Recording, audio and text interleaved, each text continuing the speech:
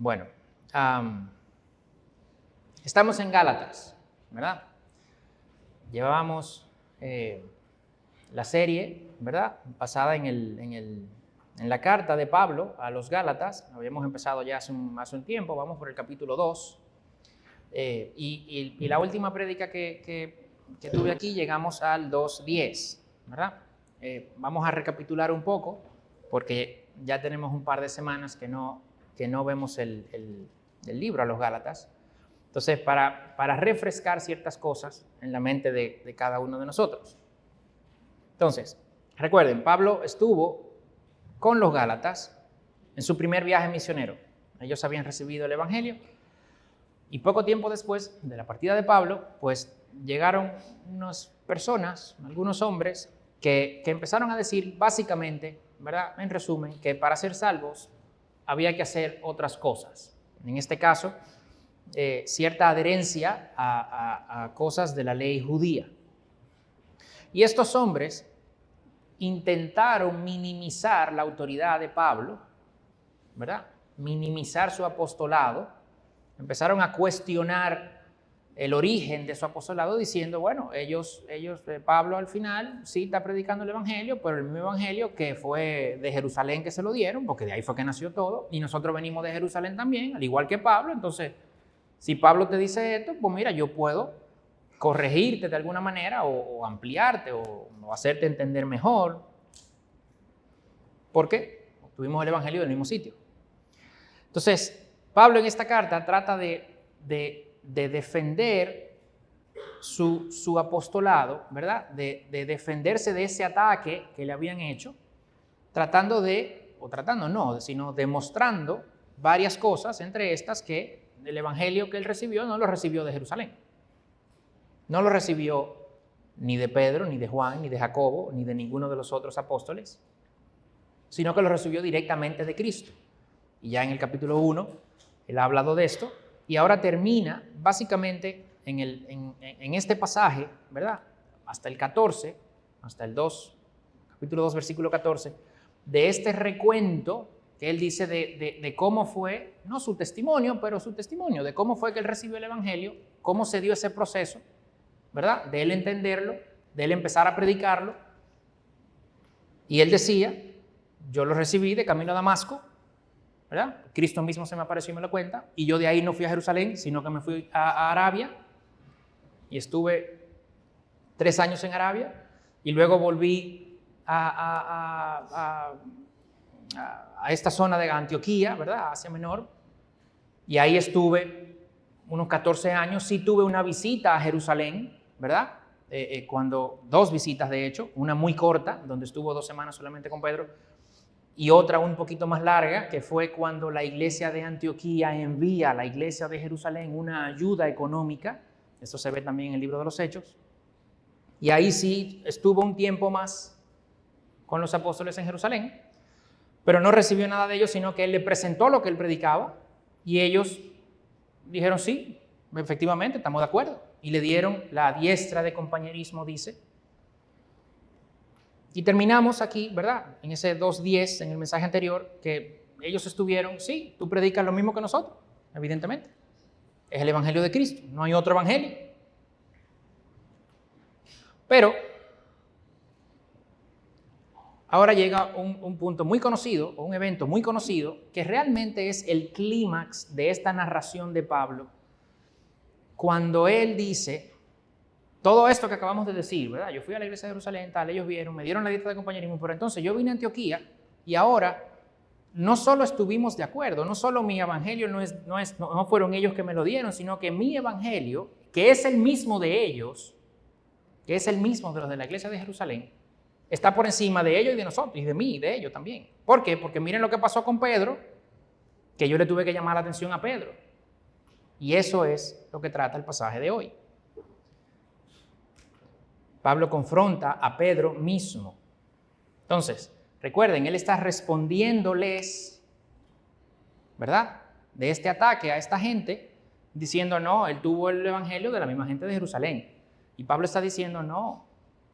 Tanto así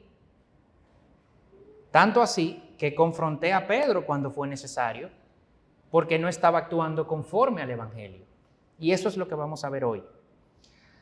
Y lo vamos a ver del versículo 11 al 16 del capítulo 2 de la carta de Pablo a los Gálatas. Si me acompañan leyendo, versículo 11 del capítulo 2, vamos a leer hasta el 16. Pero cuando Pedro vino a Antioquía, me opuse a él cara a cara, porque él era digno de ser censurado. Porque antes de venir algunos de parte de Jacobo, él comía con los gentiles. Pero cuando aquellos vinieron, Pedro empezó a retraerse y a apartarse, porque temía a los de la circuncisión.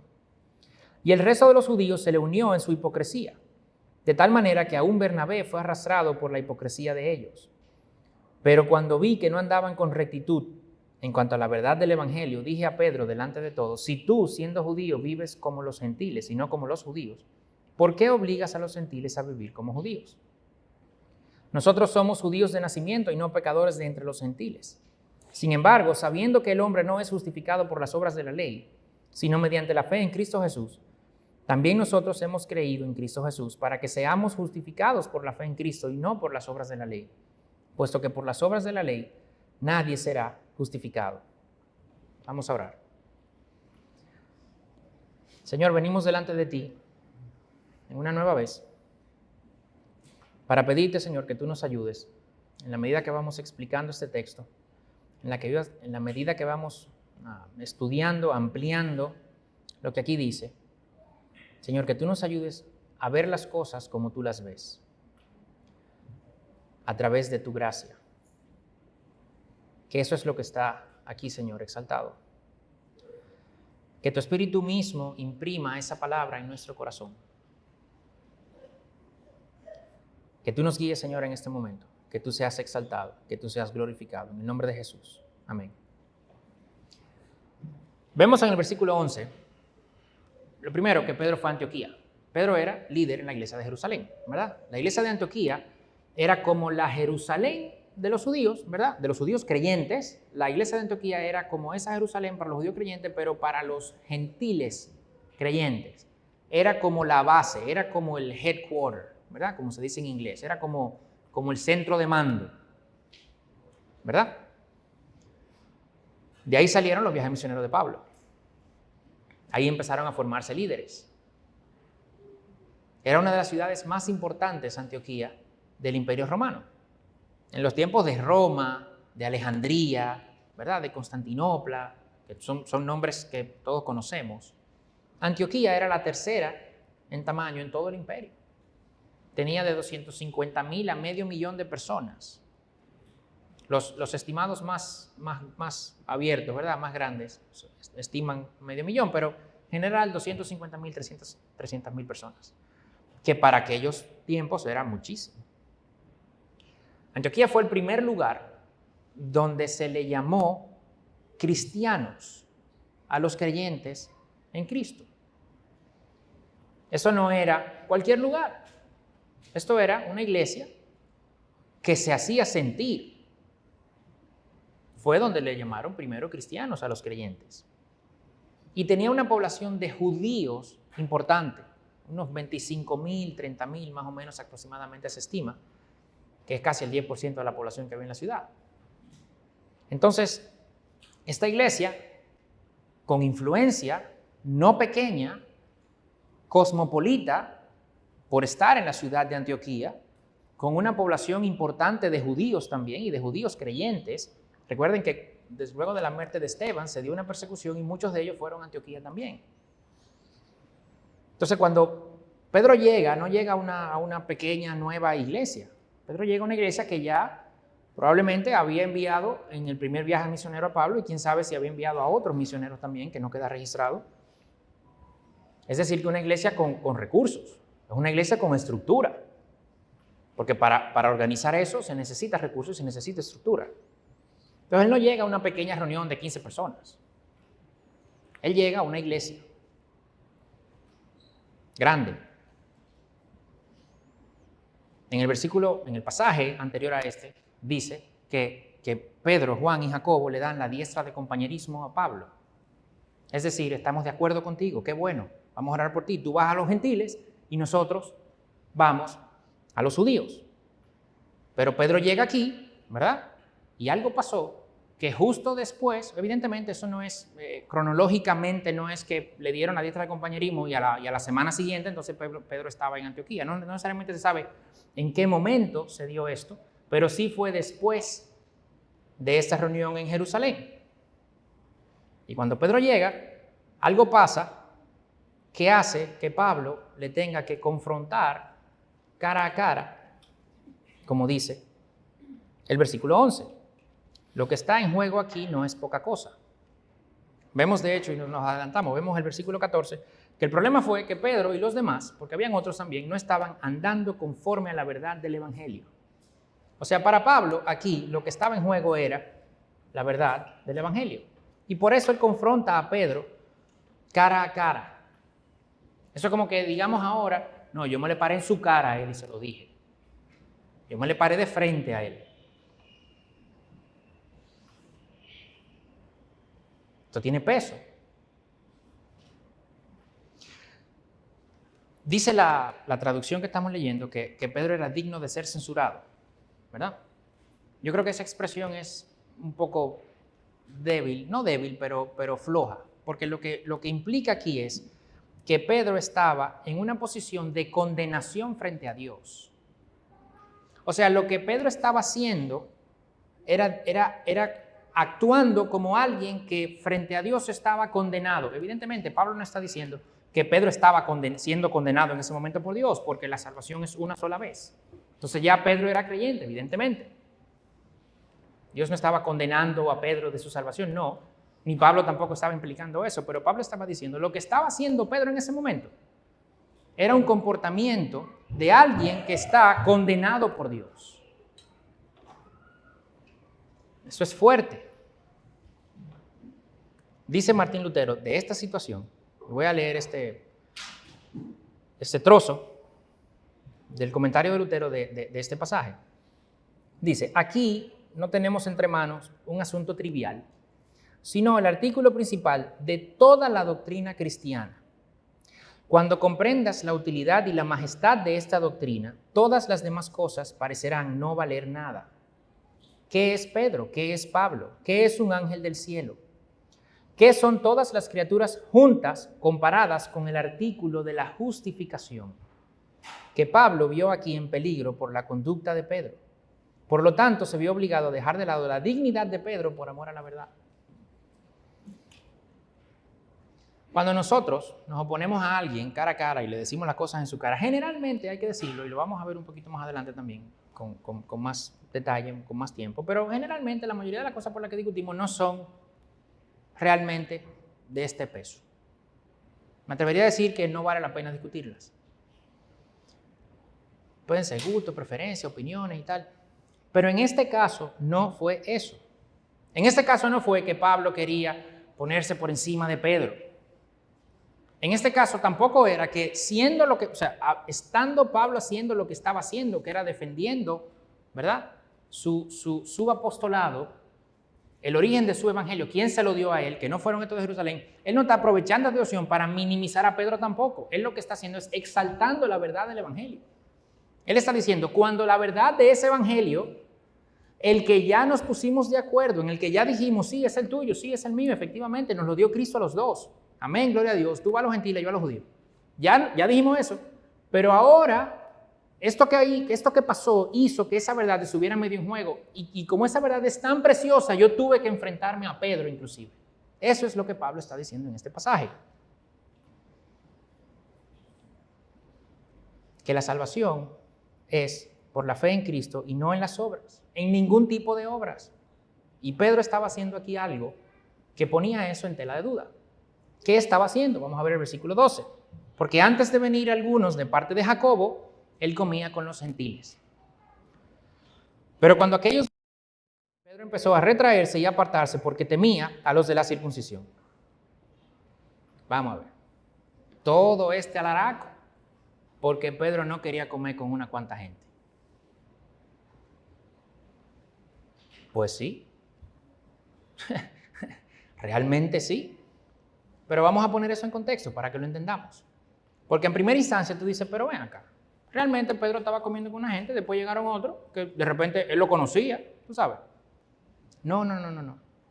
Luego más adelante veremos que él dice que temía a los de la circuncisión, le tenía miedo a los de la circuncisión.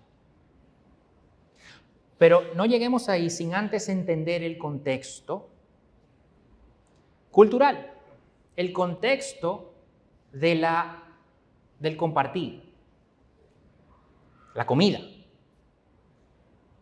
¿Recuerdan en los evangelios que los fariseos se quejaban de que Jesús se sentaba a comer con pecadores?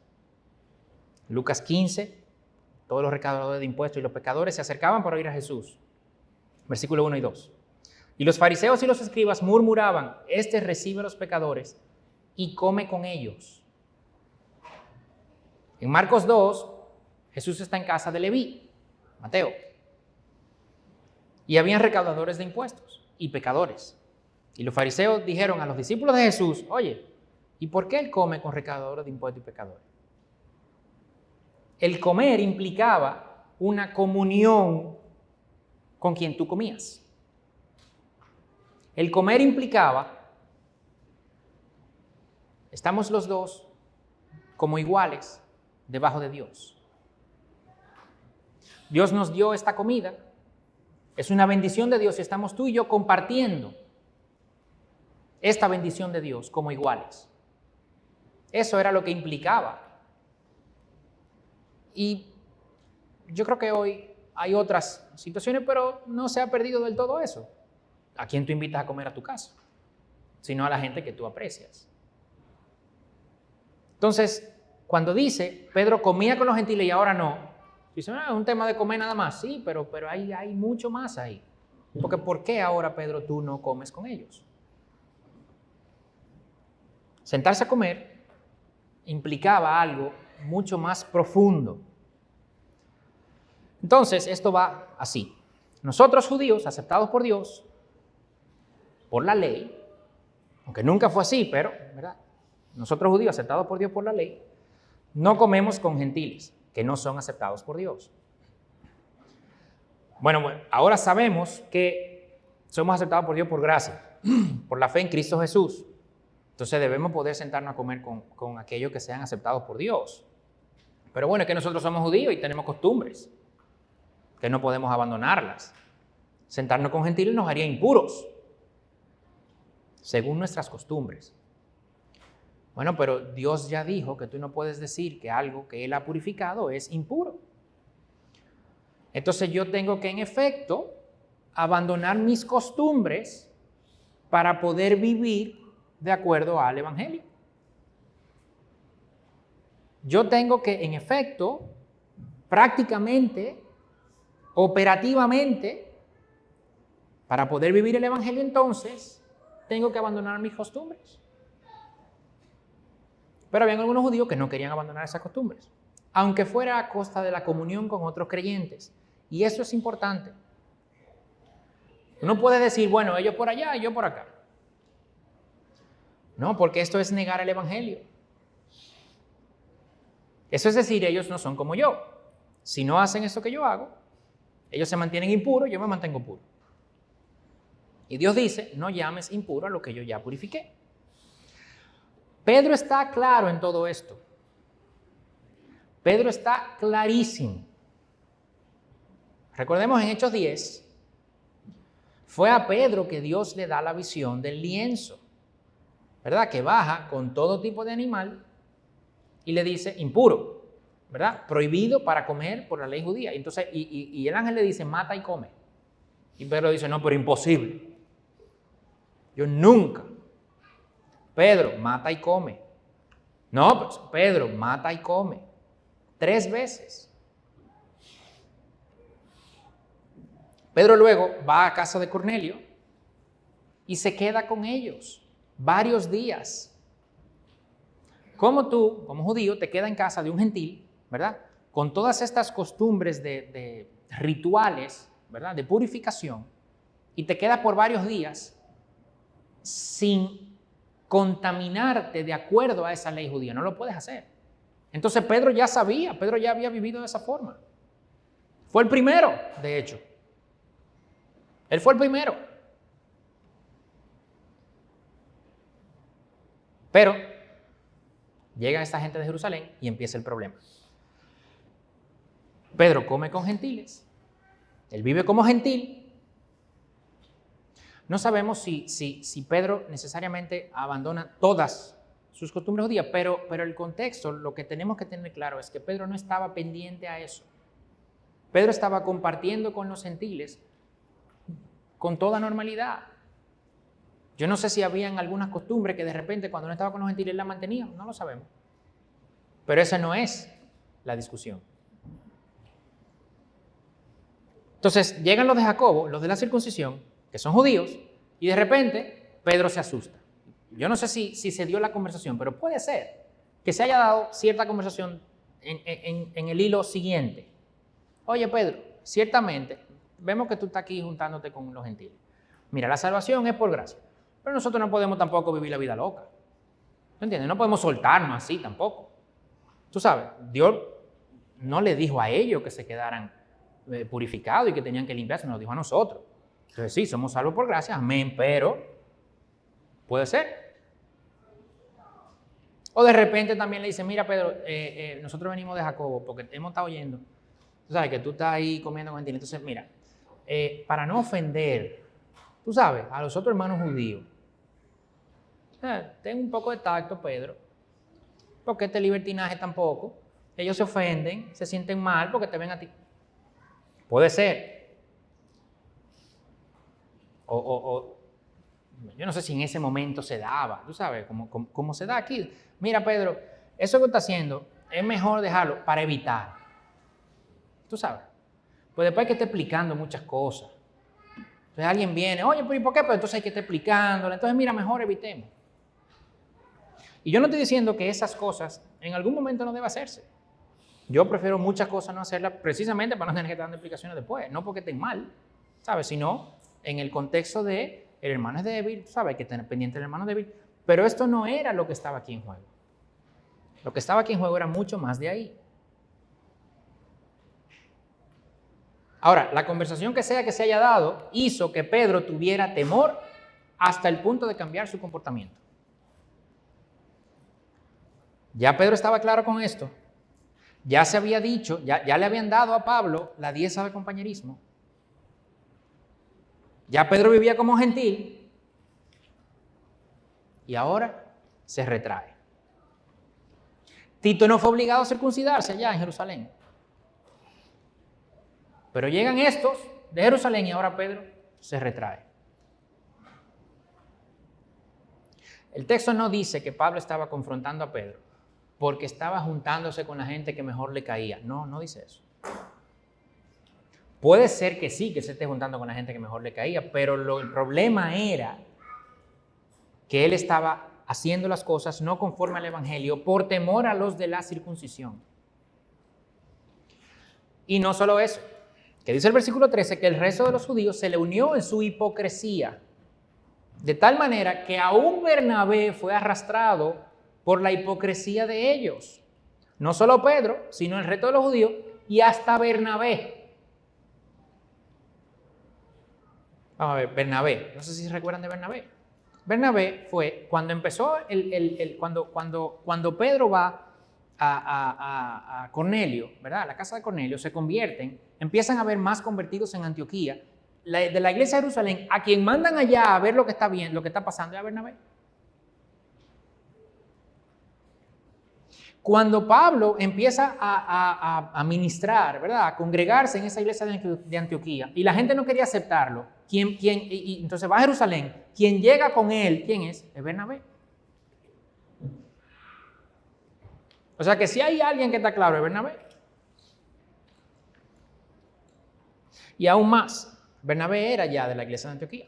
Ya no estaba en Jerusalén, él estaba en Antioquía. Pedro se devolvía a Jerusalén, pero Bernabé no. O sea, Bernabé no tenía que ver a esta gente de Jacobo. Ellos iban a durar ahí su par de semanas, yo qué sé, y se iban. Bernabé no tenía que bregar con esa gente más. Pedro sí. Entonces tú dirás, bueno, imagina ese camino de vuelta entonces con Pedro. Y Pedro lo que está pensando, mira, yo no prefiero, esta gente siempre son un problema. Pero Bernabé no. Es más, aún peor. Bernabé cambia su comportamiento, ¿verdad? Porque esa gente está ahí. Ahora no se está juntando con los gentiles. Pero cuando esa gente se vaya, Bernabé se queda. ¿Y con qué cara va Bernabé después a ver a esos gentiles? Miren hasta dónde.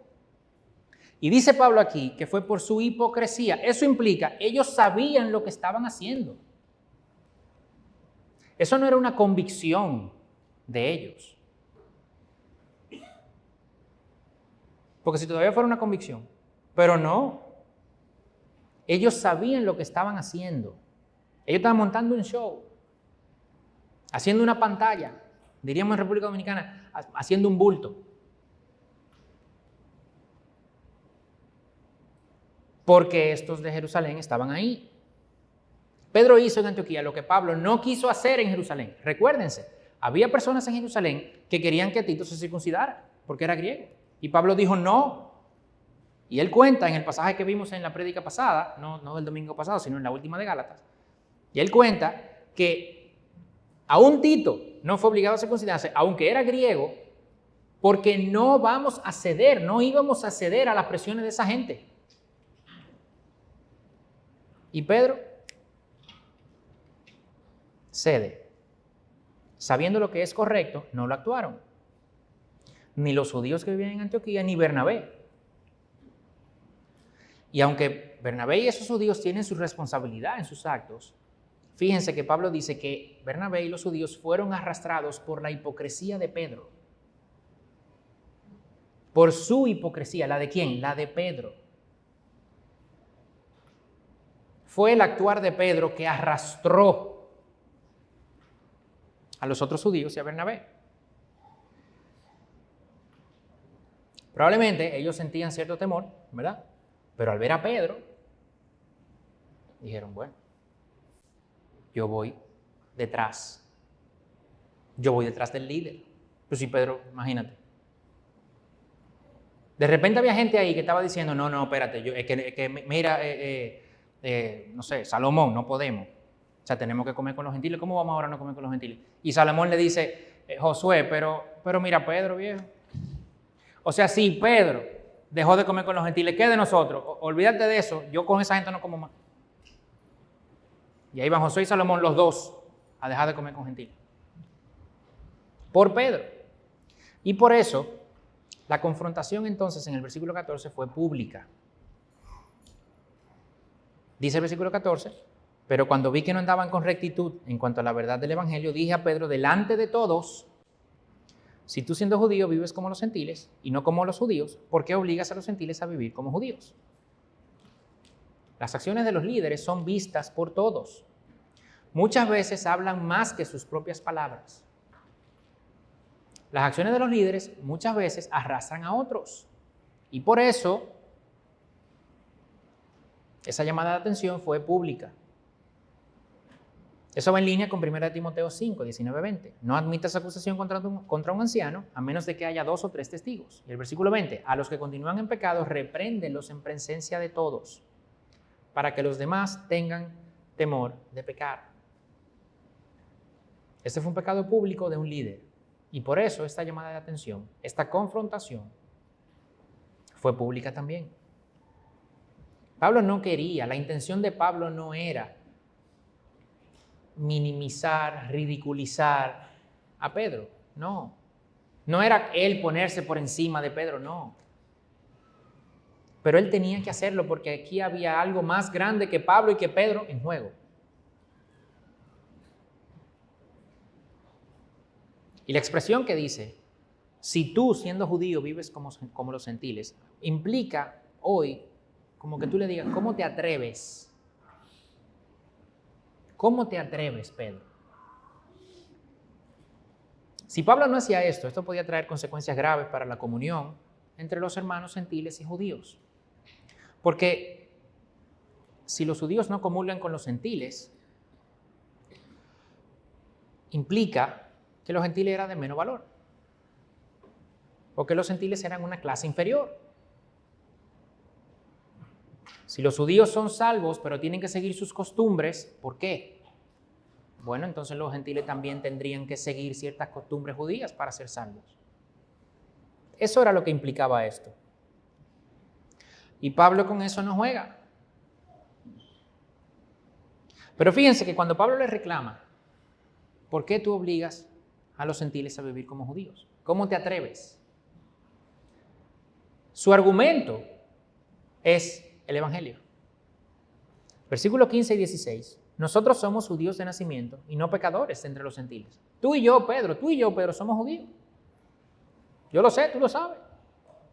Sin embargo, sabiendo que el hombre no es justificado por las obras de la ley, o sea, tú y yo somos judíos que cumplíamos esa ley, pero tú y yo sabemos que ni tú, ni yo, ni ninguno de nosotros es justificado por las obras de la ley, sino mediante la fe en Cristo Jesús. También nosotros hemos creído en Cristo Jesús para que seamos justificados por la fe en Cristo y no por las obras de la ley. ¿Por qué? Porque por las obras de la ley nadie será justificado. Tú y yo sabemos que tenemos que creer en Cristo para ser justificados, porque por las obras de la ley nadie va a ser justificado. Tú y yo lo sabemos, Pedro.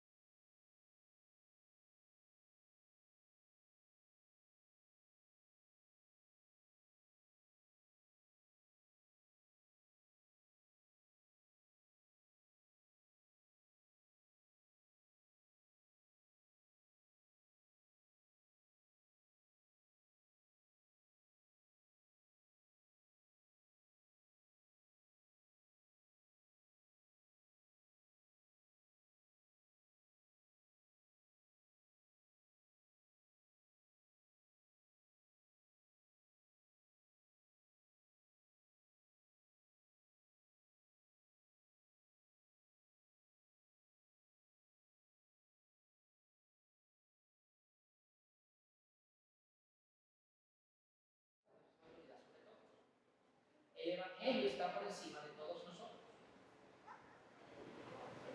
Ninguno de nosotros está por encima del Evangelio. Ninguno de nosotros está por encima de la palabra de Dios. La autoridad que un pastor pueda tener sobre alguien o sobre la congregación, sobre su congregación, es mediante la explicación, la aplicación de la palabra de Dios. No fuera de él. Y de hecho, la misma autoridad puede tener cualquiera de la congregación con el pastor, si es para la aplicación de la palabra de Dios. Porque delante de Dios estamos todos al mismo nivel. Lo único que está por encima de todos nosotros es la palabra de Dios, es el Evangelio. La autoridad es la palabra de Dios, no ninguno de nosotros. Hebreos 3:13. Exhórtense, amonéstense los unos a otros cada día, mientras todavía se dice hoy. No sea que algunos de ustedes sean endurecidos por el engaño del pecado. O sea, esa palabra que es autoridad, sobre todo nosotros, nos debe llevar a esto que dice Hebreos 3:13. Exhórtense, amonéstense. Eso es, no podemos manejar el pecado con paños tibios. Pablo no lo hizo. No podemos darle tiempo al pecado. ¿Sabes? Pablo no lo hizo aquí. Pablo vio esto e inmediatamente él fue contundente. Él no le dio largas ni lo manejó con paños tibios. Él lo hizo con gracia, con verdad. Pablo sabe que el pecado se acomoda. Porque vemos eso ahí. Y Pablo no dice nada. Bueno, Pedro se va, los judíos se van, pero eso se queda. Ese pecado se queda en el corazón de los judíos. Ese pecado se queda en el corazón de los gentiles también. Porque eso también tiene consecuencias. Y Pablo, sabiendo eso, dice, no, inmediatamente, contundentemente. ¿Por qué? Porque la palabra es la autoridad, el evangelio es la autoridad, no ninguno de nosotros. No Pedro, no Pablo, ninguno de ellos. De hecho, Pedro, Pablo, ambos, autores de libros de la palabra, escribieron otras cartas. Si aparecieran las otras cartas, no son autoridad. Porque es la palabra de Dios. Y Dios inspiró a Pablo solamente en primera y segunda de Corintios. Hay más cartas para los corintios, pero solamente esas dos son inspiradas. Las otras dos no. Las otras dos es Pablo hablando. Y Pablo hablando es igual que Pedro hablando. Pero Dios inspirando a Pablo a escribir su palabra no es igual a más nada. Dios inspirando a Pedro a escribir su palabra no es igual a más nada. Entonces es la palabra de Dios lo que es la autoridad sobre cualquiera. Y eso es lo primero que vemos aquí. Otra idea que quería resaltar es, y esto es como un aclarando sobre esa primera, porque nuestro corazón es engañoso.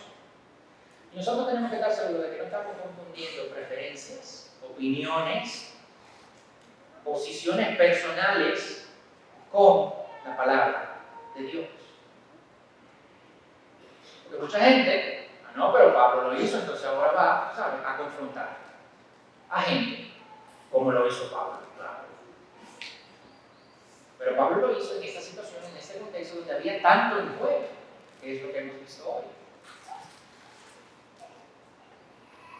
Entonces, si somos honestos, la mayoría de las veces que confrontamos, bueno, a ver, si somos honestos, la mayoría de las veces tenemos demasiado miedo para confrontar inclusive. Y entonces ni siquiera confrontamos. Y lo que hacemos es armar un chiste, hablar de la otra persona. Y vamos, se lo contamos a alguien, ¿no? Pero tú no mismo. Porque ni siquiera tenemos la valentía para confrontar. De entrada, probablemente eso no era ni siquiera digno de confrontación. Es muy probable que el problema lo tengas tú en tu corazón y no la otra persona. Eso es lo más probable. Pero todavía así, ni siquiera tenemos la valentía para ir a confrontar a la persona. Todavía así, preferimos, oye, empezamos un chisme, una calumnia. Que eso es otro pecado. Terrible. Muchas veces, cuando vemos a alguien digno de ser censurado, no es con un sustento bíblico, es más por algo personal, es más por una preferencia personal, es más porque esa persona hizo algo que a mí no me gustó, o hizo algo que a mí me ofendió. Muchas veces no vale la pena hacer la confrontación, es mejor orar por la otra persona. Tenemos un problema nuestro, que de nosotros falta de gracia, mucho juicio, ¿verdad? Celos, envidia, orgullo.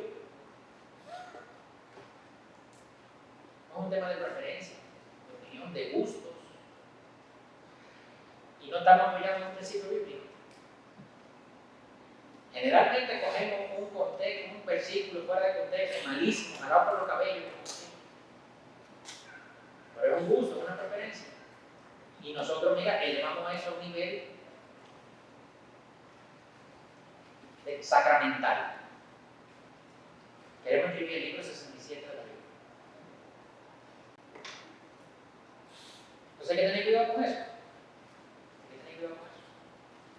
El tercer principio que quería ver, que debemos cuidarnos de poner cargas sobre otros que Dios no ha puesto. Nosotros vemos este pasaje y nos ponemos en el lugar de Pedro, ¿verdad? Y vemos, wow, Señor, ayúdame a ser firme, ¿verdad? A no dejarme llevar de esas presiones. Y también. O lo vemos y nos ponemos en el lugar de Pablo. Señor, dame la valentía, el denuedo, para confrontar lo que debe ser confrontado. Eso está bien. Pero rara vez nosotros nos ponemos en el lugar de los de Jacob. La gente llega y empieza a poner presión para coartar la libertad que estaban viviendo los que estaban ahí. ¿Vamos a estar claros? Cuando se empieza a predicar el evangelio y se llega a los gentiles se les dice que ustedes no tienen que cumplir la ley judía para ser salvos. ¡Gloria a Dios! Pero no fue que se le dijo tanto a los judíos que ustedes tienen que dejar sus costumbres. No.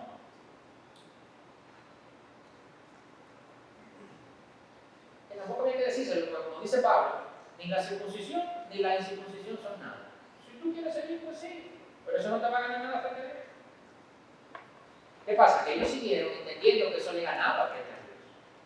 Y entonces muchas veces nosotros también hacemos eso mismo. Y no nos ponemos muchas veces en el lugar nos ponemos muchas veces en el lugar de Pedro, en el lugar de Pablo, de Bernabé, pero nosotros no nos ponemos en el lugar de aquellos que vienen a poner esa carga, aquellos que vienen a coartar la libertad que otros están viviendo. Y sabemos hacerlo. De hecho, lo hacemos muchísimas veces. Sabemos santificar cosas. Sabemos santificar eventos. Sabemos santificar costumbres, comportamientos, tradiciones, conceptos. Si tú no lo crees, si tú no vas para la conferencia,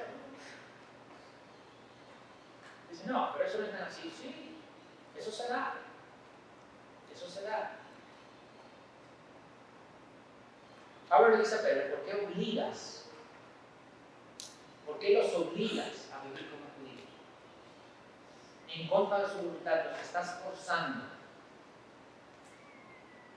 Recuérdense que Pedro dice, hermano, en Hechos 15, el Concilio de Jerusalén, ¿verdad? Donde se va a discutir luego de eso, aunque hay algunos que entienden que esto puede haber sido antes, pero que esto puede darse después del concilio, pero yo creo que esto se dio antes del concilio. Pero cuando Pedro llega al concilio, Pedro dice, oye, es que esta cosa de la ley, ni nosotros ni nuestros padres la pudimos cumplir, entonces ¿por qué se la vamos a hacer cumplir a ellos? O sea, es que nosotros no pudimos con esto, ¿por qué le vamos a poner esa carga? Que no la podemos cumplir ni nosotros, que fue a nosotros que nos la dieron. Y nosotros, lamentablemente, hacemos mucho eso. Queremos poner cargas, queremos poner normas, queremos poner estándares incumplibles por nosotros, pero se lo queremos aplicar a otros. Alguien llega, peca, yo he vivido eso. La primera pregunta es, ¿tú estás seguro de que eres salvo? ¡Wow! ¿Cómo así? Tú le estás poniendo un peso a esa persona que no es bíblico. O sea, tú estás implicando que si tú fueras cristiano de verdad, tú no pecabas. Por lo menos no así. Como yo peco, sí, porque imagínate, pero como así, no es posible. Tú le estás poniendo una carga a esa persona que la Biblia no la ha puesto. Alguien está batallando con un pecado específico, el que sea, está batallando contra ese pecado. Eso yo lo he visto. Personas que llorando que dicen, yo no puedo con eso.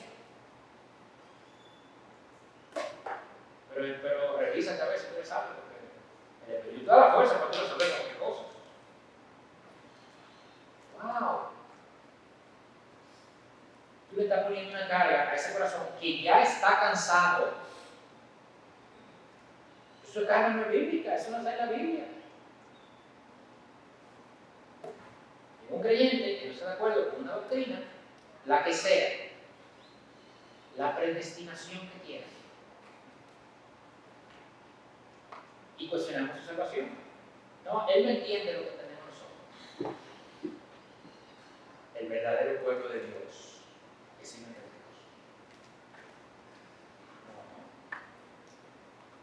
Tratamos de explicárselo.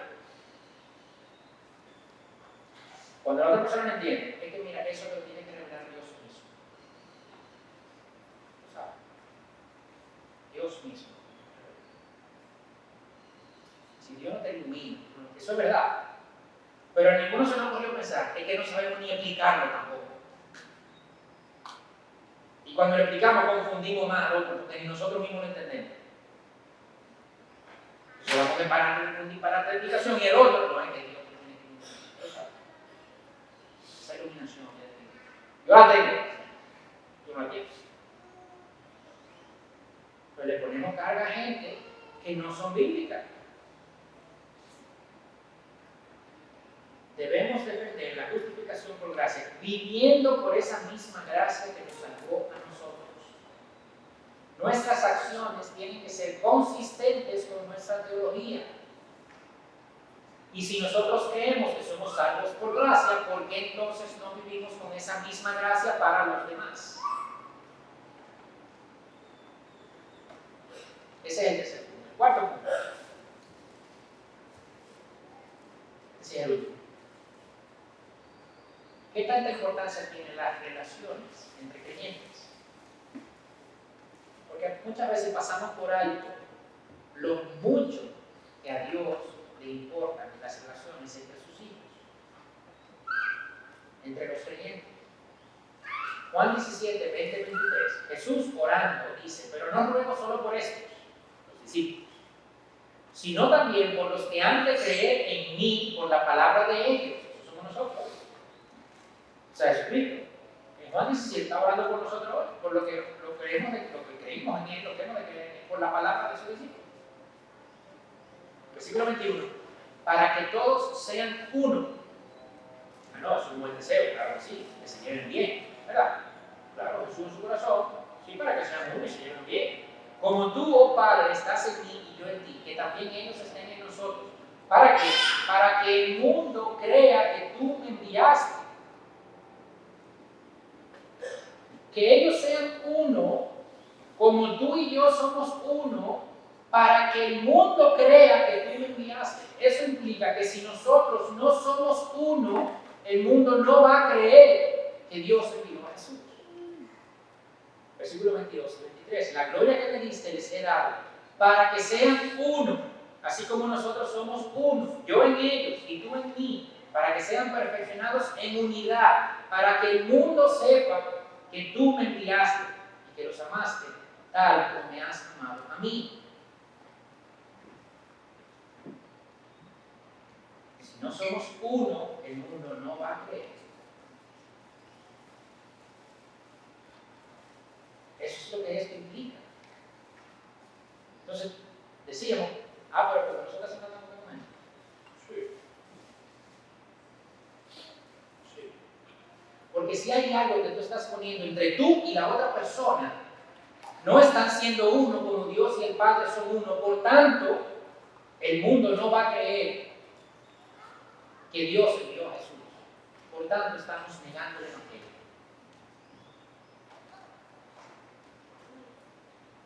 Esto a mí me confrontó. Eso de que una iglesia que vamos los domingos y no hablamos más, ¿tú sabes? Eso no es.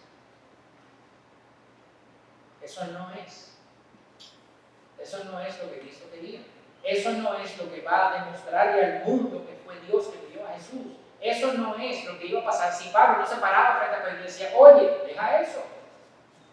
Tú no estás caminando conforme al Evangelio. El Evangelio le quitó cualquier barrera. No hay más. Sentarse a comer en el tiempo de Pablo tenía sus modificaciones, pero hoy también. Hoy también. El ser humano no cambia. Cambian las herramientas, los contextos, el medio. El ser humano sigue igual. Cristo no pide que esto pase entre las personas que mejor se llevan. No. Entre las personas con quien yo tengo más cercanía, más afinidad. Y eso no implica que, evidentemente, tienes personas con las que mejor te llevas. Pero con todos los demás, no puede haber barreras tampoco. Eso es lo que esto implica. Tenía en aquel momento el compartir, ¿verdad? Lo que en inglés se llama el potluck, ¿verdad? Que nos reunimos a comer. Y en un potluck, pues cada quien trae algo, ¿verdad? Nos reunimos aquí a compartir los alimentos. Y en este contexto del pasaje se habla de eso, pero también tiene una implicación precisamente de la comunión, de compartir el pan y el vino, del sacramento de la comunión. Y en la iglesia, o sea, se dice muy de relajo, pero cuando alguien habla de una actividad de la iglesia, pues siempre alguien está pensando en que hay comida. O sea, si venimos los sábados aquí, pues todo el mundo espera que haya algo de comer. ¿Verdad? Eso es muy no sé si muy evangélico, pero muy bautista, por lo menos. Entonces, hay algo de eso aquí hoy todavía. Entonces, de repente, cuando estamos comiendo, pues mira, un grupito para acá, yo no puedo comer, yo tengo con esa gente. No, porque yo no creo tal cosa, no, porque yo quisiera que la cosa fuera de otra forma. Hay personas que no me caen tan bien como para yo comer con ellos. Oh. Que no son de mi nivel socioeconómico. Hacia arriba o hacia abajo. Pero cuando uno dice eso, uno piensa, claro, yo no puedo juzgar, saber que tengo una posición menos afortunada que la mía. Pero yo el de arriba. O sea, el de arriba le andamos de lejos también. No, porque esa gente no sabe. Están hechas de cristal. Que son de diferente nacionalidad, raza, etnia. Yo realmente, personalmente, de todo el tiempo que yo viví en Panamá, yo no he sentido una discriminación por mi nacionalidad. Yo no lo he sentido. Mucho menos en la iglesia. Pero eso no quita que podamos pecar de eso. Y tenemos que estar pendientes de que nuestro corazón por ahí no se vaya. Es una realidad. En ese contexto de judío y gentil, ¿verdad? Este componente étnico, racial, está de sobra. Yo no quise tampoco confiar en eso, pero está de sobra. Personas que nosotros tenemos que no son tan maduras en la fe. No, porque tú sabes, mejor guardar su distancia. ¿No? Y cuando eras tú que no estabas tan maduro en la fe. Personas que no son tan santas. Personas que no pasan mi filtro. Eso al final es eso. Yo tengo un filtro, ¿verdad? Yo, en mi club, yo tengo un filtro. Y hay personas que pasan mi filtro y hay personas que pasan empujados. Y hay personas que no pasan. Y Dios dice, pero ¿cómo te atreves si el único filtro que yo tengo lo puse en la cruz, lo clavé en ese madero por ti? Si no hubiera sido por eso, tú no me vas a hacer filtro jamás.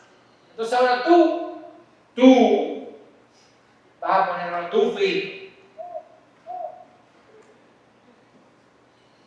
¿Cómo se te ocurre? Le dice Pablo a Pedro. No, pastor, yo lo creo, todos somos iguales frente a Dios. Bueno, pues vívelo. Vívelo. Defender el evangelio también es vivir. Lo que la gente necesita es el mensaje de salvación por gracia, por medio de la fe en Cristo Jesús, que vivió, murió y resucitó para pagar nuestra culpa y darnos vida eterna. Y no hay nada que nosotros podamos hacer para merecer ese regalo. Y no hay nada que podamos hacer para perderlo. Gloria a Dios. Es ya. El filtro es ese. Si esa persona pasó ese filtro, ya. ¿Quiénes somos nosotros para sumarle o restarle a eso? Si alguien pasó eso, ya es parte de nuestra familia. Somos ya hijos adoptados. Es parte de nuestra familia. Y somos todos nosotros hijos adoptados, porque el único que no es hijo adoptado es Jesús, que fue el que se dio precisamente, el que más derecho tenía. Fue el único que tenía.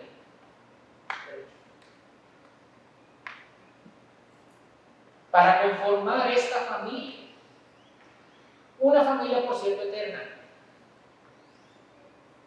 Porque claro, ahora podemos nosotros, con nuestro pecado en nuestro corazón, que nos puede llevar a niveles ridículos, ahora tenemos un fin, ¿verdad? Pero cuando yo, entonces aquí no me quiero juntar con la hermana y B, pero nosotros nos vemos en el cielo y B y yo.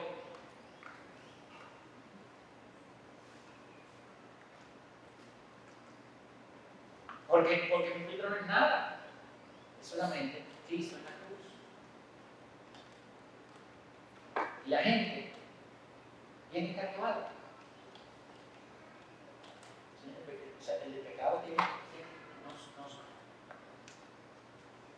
va en contra de nosotros. Y esa es la realidad hasta que salgamos de ese mundo. O sea, la gente viene cargada. La gente lo que quiere buscar es la gracia de Dios, que debe ser el único filtro, Cristo en la cruz. Y nosotros no podemos poner otra cosa porque la gente quiere acceder a eso. Y nosotros entonces le pasamos por entradas. Y cuando digo eso, yo no estoy hablando del no creyente, estoy hablando del creyente. Yo estoy hablando del creyente que viene aquí, golpeado, asediado por el pecado, que todavía puede estar en un proceso de madurez X, en un proceso de santificación en la etapa en la que esté. Y nosotros entonces no nos venimos a traer en casa porque entendemos, tú no sabes por qué es esa persona. Tú no sabes de dónde Dios sacó a esa persona y de dónde te sacó a ti. Lo único que tú sabes es lo que Dios te dio a ti para esa persona, que fue Cristo. Fue su gracia.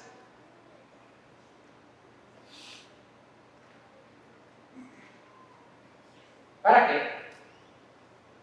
Para que el mundo crea que tú me enviaste. Si Dios nos acepta a nosotros por gracia, a través de la fe, solamente en Cristo, pues nosotros debemos vivir de una manera que mostremos que también aceptamos al otro. Por gracia. No por los méritos del otro. Porque si Dios lo aceptó, ¿cómo yo no lo voy a aceptar? Por gracia. A través de la fe. No mi fe en Él ni su fe en... No. La fe de ambos en Cristo. En Cristo. Solamente en Cristo. No en nacionalidad, raza, etnia, costumbre, tradición. No. En Cristo. Y no sumemos cosas. Que Dios nos ayude. Que su Espíritu pueda trabajar en nosotros para que nuestro comportamiento refleje esa gracia, para que nuestro comportamiento muestre que nosotros realmente creemos y vivimos esa justificación por gracia. Nosotros fuimos justificados delante de Dios por gracia y así nosotros vivimos con esa gracia para otros, para que el mundo sepa que tú me enviaste. Vamos a ver.